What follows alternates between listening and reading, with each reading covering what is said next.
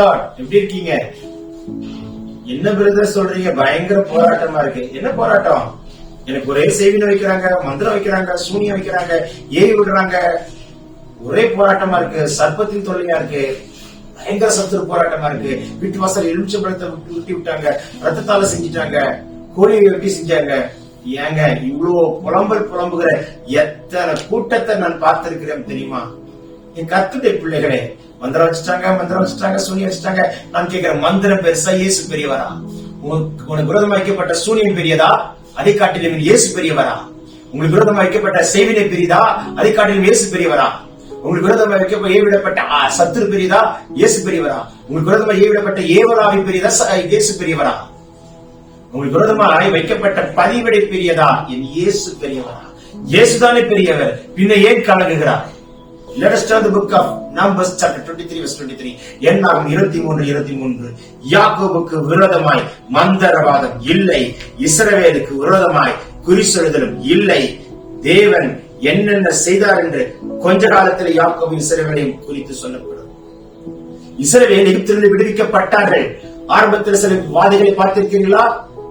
தவளையா இருக்கட்டும், ஆரம்ப தண்ணீர் ரத்தமாய் மாறுகிறதா இருக்கட்டும், அந்த இடத்துல மந்திரவாதிகளும் செய்து காண்பித்தார்கள். ஆனா பேய் வண்டு வரும்போது மந்திரம் சொன்னார்கள், தேவனுடைய விரல். பிற்பாடு பாருங்கள், மந்திரவாதிகள் தாக்கப்பட்டார்கள், மாண்டு போனார்கள்.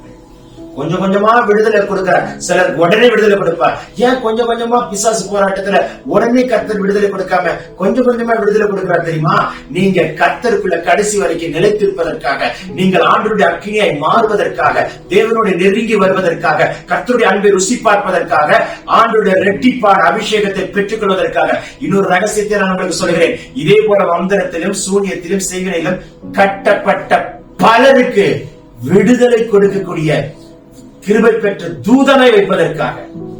இப்ப புரியுதுங்களா? எனக்கு மந்திரம் சூனியம் செய்வின, சர்ப்பம், விடுறாங்க, ஏவலாவி புலம்பிட்டு இருக்காதீங்க அக்கா.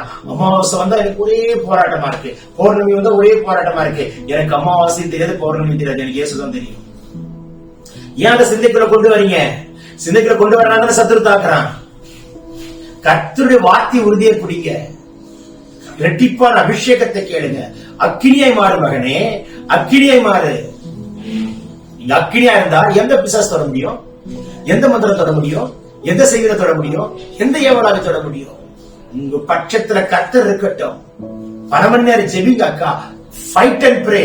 போல் சொல்கிறார், நான் போராடி ஜெபிக்கிறது போல் நீங்களும் போராடி ஜெபிங்கள். போராடி ஜெபிப்போமே. ஃபைட் அண்ட் பிரே. ஜெயிக்க பலம் தருகிறார், தீங்கி காண ஓட்டார். இன்னைக்கு அந்த அபிஷேகத்தை ஊற்றி கொண்டிருக்கிறார். இந்த அபிஷேக தைலத்தை கொண்டு வந்து கர்த்தர் தலைமையில அபிஷேக தைலத்தை ஊற்றி கொண்டு வருகிறார். எந்த சத்துருடைய கிரீடம் தொட முடியாது, இங்க கிட்ட வர முடியாது. என் தேவன் நம்மை அக்கினியாய், அக்கினி ஜுவாலையாய், காற்றாய், நெருப்பாய் மாற்றுகிறார். பெற்றுக்கொள்ளுங்கள் அந்த அபிஷேகத்தை, பெற்றுக்கொள்ளுங்கள் அந்த அபிஷேகத்தை. என் பிள்ளைக்கு செய்தி வச்சிட்டாங்க, என் குடும்பத்துக்கு செய்தி வச்சிட்டாங்க, மந்திரம் வச்சிட்டாங்க. I break it in Jesus name. நம்மள ரெண்டா பிசாசு நடுங்கணும். அந்த அபிஷேகத்தை கர்த்தர் வைப்பாராக.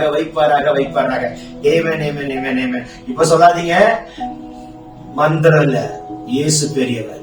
மறந்துடாதீங்க. ஆமென்.